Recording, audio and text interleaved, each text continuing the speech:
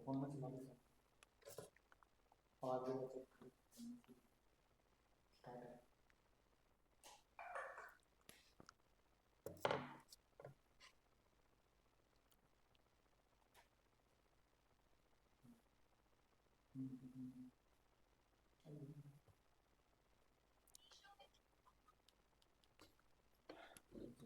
नमस्कार साथियों, आप सभी का एक बार फिर से हार्दिक स्वागत है आपके अपने YouTube चैनल ज्ञान गंगा जीके में।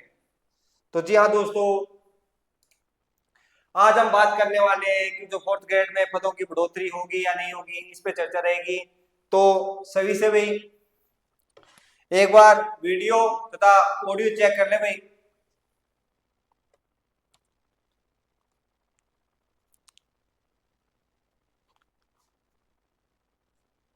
तो थम्स अप कर दे भाई कि वीडियो ऑडियो कर दे रहे।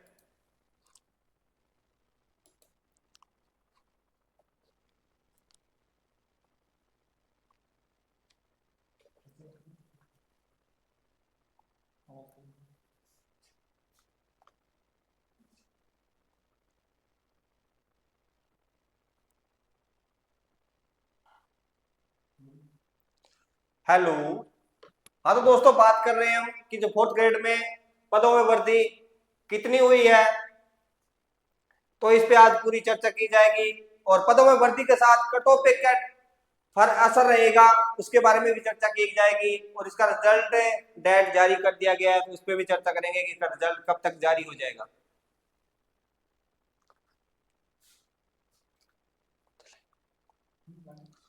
हाँ तो बात करते हैं दोस्तों कि इसमें पदों में बढ़ोतरी। तो मेनली दोस्तों बात करें तो यहाँ पे क्या है, आपका 101% पदों में बढ़ोतरी होगी। अब सर कितना होगी, तो वो उस पर भी चर्चा की जाएगी। और अगर पद बढ़ेंगे तो यहाँ पे क्या है, आपकी कट ऑफ भी क्या रहेगी, तो जो नॉर्मली हम मान रहे हैं उससे थोड़ा और कम रहेगी, क्योंकि पद बढ़ेंगे तो कट ऑफ ऑटोमेटिक नीचे आएगी। और रिजल्ट डेट, तो रिजल्ट कब तक जारी होगा, तो ये अलोक जी शर्मा ने बता दिया है। उससे क्या है कि थोड़ा बहुत आगे पीछे हो सकता है मेनली दोस्तों। अब दोस्तों बात करते हैं कि सर हम किस प्रकार से समझें कि यहाँ पदों की बढ़ोतरी होगी मेनली। तो दोस्तों, जो हनुमान किशन है अपने बेरोजगार नेता, जो बेरोजगारों के साथ खड़े हैं, उन्होंने ट्वीट करके खुद ये ऐलान किया है कि चतुर्थ श्रेणी कर्मचारी में पद बढ़ेंगे। और दोस्तों कितने बढ़ेंगे, 5 से 6 हजार पदों में बढ़ोतरी होगी। तो दोस्तों यहाँ पे मान लें कि जो पहले कितने थे, यानी अब भर्ती 53,749 से बढ़कर कितनी होगी लग दोस्तों, तो ये 60,000 की लग हो जाएगी। लेकिन दोस्तों हम इसे एक अलग नजरिए से देखें तो ये क्या हो सकता है कि मान लो ये पहले 54,000 की हमारी वैकेंसी थी दोस्तों। अब दोस्तों इसमें मैं 10 से 12,000 पद और बढ़ाना चाहूंगा। सर वो कौन से, तो वो दोस्तों हमारे रहेंगे 12,000 पद तक इसके। तो वो रहेंगे जो वीडियो कांस्टेबल और पटवारी में पहले सिलेक्ट हो गए, उनका रिजल्ट आ गया, उनकी ज्वाइनिंग हो गई, तो वो हमसे क्या हो गए, अलग हो गए। और बात करते हैं दोस्तों यहाँ पे सर, और इन्होंने कितने बढ़ाए सर, तो इन्होंने लगभग 5 से 6 हजार की बोला है, लेकिन यहाँ पे क्या है, लगभग 10,000 पद आपके और बढ़ने के आसार है दोस्तों। तो दोस्तों इस प्रकार जो हमारी कैलकुलेशन रहेगी वो क्या रहेगी दोस्तों,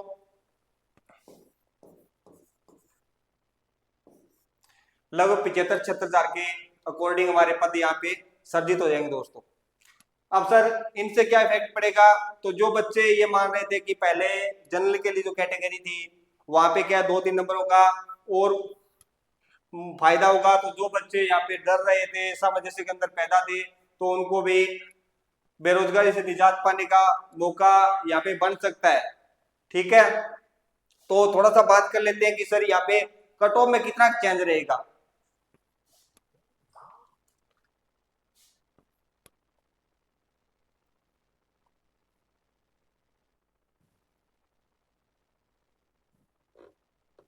थर्ड पेज,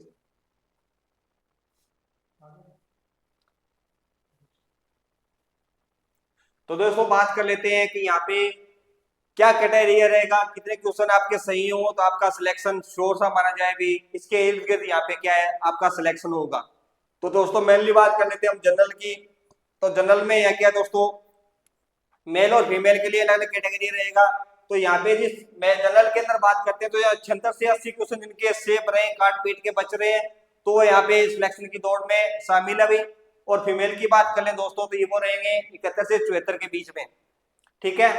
अब दोस्तों बात करते हैं ओबीसी की, तो ओबीसी में सर कितना रहेगा, तो ओबीसी में लोग यहाँ पे रहेगा 73 से 75 के बीच मध्य मेल के लिए, और फीमेल के लिए 68 से 71।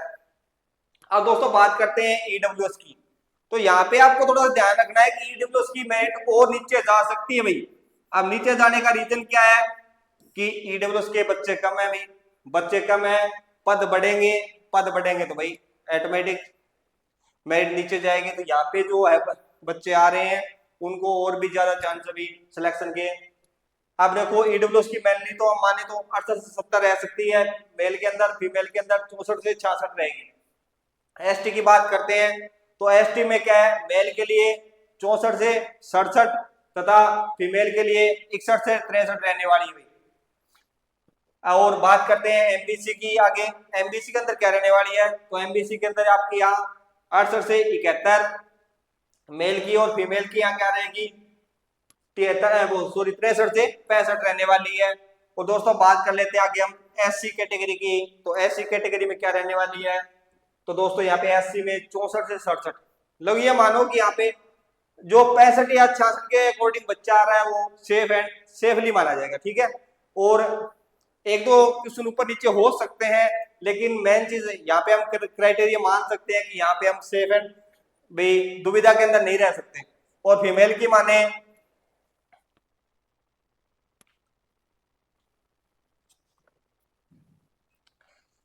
तो फीमेल की माने तो 61 से 64 यहाँ पे क्या है सेफ है। अब दोस्तों बात करते हैं कि यहाँ पे जो डिवोर्स है, डिवोर्स के क्यों आजकल मैटर ज्यादा बढ़ रहे हैं, तो यहाँ पे जो डिवोर्स जिनका डिवोर्स है या जो विधवा कोटा जिनको प्राप्त है तो उनके लिए क्या क्राइटेरिया है, तो दोस्तों उनके लिए 50 से 55 का क्राइटेरिया सेफ रहेगा।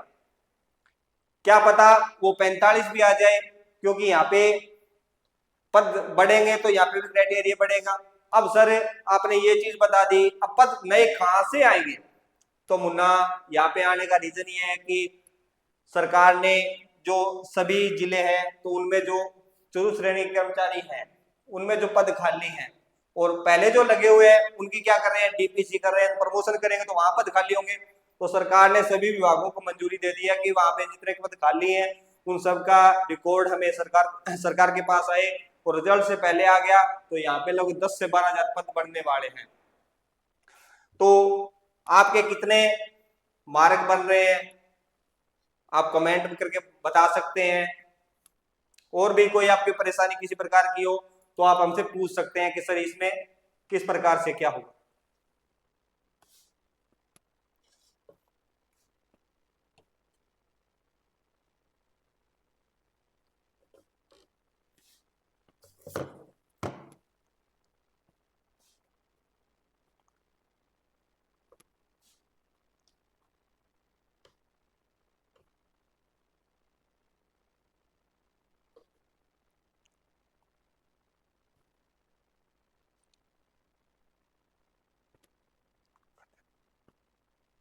तो दोस्तों ये थी आपकी चतुर्थ श्रेणी कर्मचारी भर्ती से संबंधित अपडेट जो आपको अच्छे से मिल गई होगी।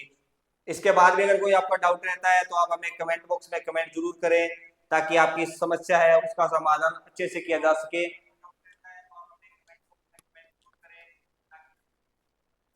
तो आज के लिए इतना ही, मिलते हैं नेक्स्ट क्लास में, तब तक के लिए जय हिंद, जय भारत, वंदे मातरम।